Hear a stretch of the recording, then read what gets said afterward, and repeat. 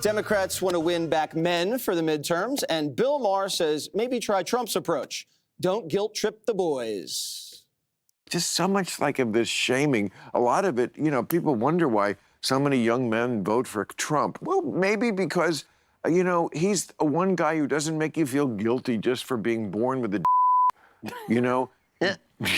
It's true. If you're 22, you don't remember a time when it was the reverse. So you've only seen the backlash. You've only seen white men bad. Jessica, why did you guys attack men so violently? Violently, like politically, with over our the cars? last couple of years? Well, there's one instance. Listen, it was definitely true for the 2024 election. I don't think that it is the destiny of any of this. I think that young men are up for grabs. You are seeing this in even the way that the Manosphere hosts are talking, like Joe Rogan and Tim Dillon and Theo Vaughn. And I think everybody needs to make their pitch. And we are moving into a series of Trump-less elections starting in 2028. And the Republican Party, I think Mike Johnson is really exciting 22-year-old boys. You think Joe Rogan's going to vote for Gavin Newsom? He likes Bernie Sanders. Okay. He's not running for president, Kennedy?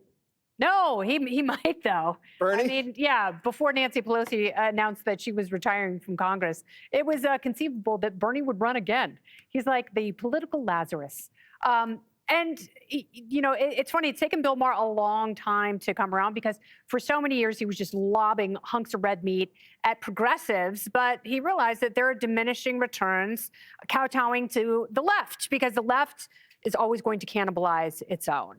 And it's interesting because even though they eat their own, they still somehow grow enough power. And then they have someone like Zohran Mamdani, who's elected in New York. And even he's getting on the, I'm a bro, I'm a podcast bro train. And he is hardly the picture of masculinity that I think young men are going to gravitate toward, especially when their taxes go up and their possibilities dissolve in New York, which is going to crater when all the billionaires leave like they are from California. And Dana, Mondani wants to put a bidet in Gracie Mansion. Is that real? Yeah. We love Well, bidets. you probably are for that. I've never been with a bidet. Been with a bidet. Well, it's just a callback to but I don't even know if that was on air. It might have been a commercial break. Yeah. Okay. Jessica brought up the 2024 election. We are 2 years this year. We'll be 2 years past the 2024 election, and the Democrats still have no idea why they lost. They buried the autopsy. They don't really want to talk about it. They won't listen to people like Bill Maher. They won't listen to people like Rahm Emanuel. They don't want to listen to James Carville. They just don't want to listen. They want to be progressive, and they want to be Mamdani. It is coming to all of these congressional districts. And one thing to watch, too, in particular, is the far left is really pushing moderate Democrats in primaries to claim that Israel was committing genocide. So let's just say you have a moderate Democrat that probably could win this district, but he's got a challenger from his left. You go to any of these forums and they'll say, raise your hand if you think Israel was committing genocide. And if you don't raise your hand, you will lose that primary, which means that Republicans are going to be running against really left-wing lunatics come the midterm elections. GG. Well, Jessica mentions Joe Rogan, Theo Vaughn, Tim Dillon. What are they doing? They're criticizing the person in power. That is a natural thing you do when you're an outsider, something that no one on the left did when Biden was in power. So Rogan, Vaughn, and Dillon did like Trump, but Trump's doing a lot, and they're criticizing him. That's healthy. Maher is just upsetting his side because he left his bubble. And his punishment is condemnation from his peers who would have preferred him to remain ignorant of the prevailing realities. The woke prefer to be protected from truth because the fact is their egos would not be able to handle the reality that they've denied. And so that leaves the woke behind.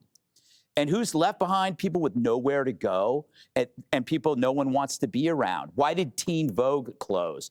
Because it was a sinking ship. But instead of plugging the holes, the remaining people went down with it.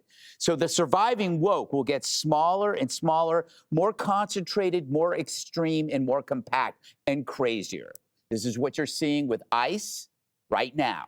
This is the remaining woke in their last spasm. But they're not going anywhere. They just get tighter and scarier.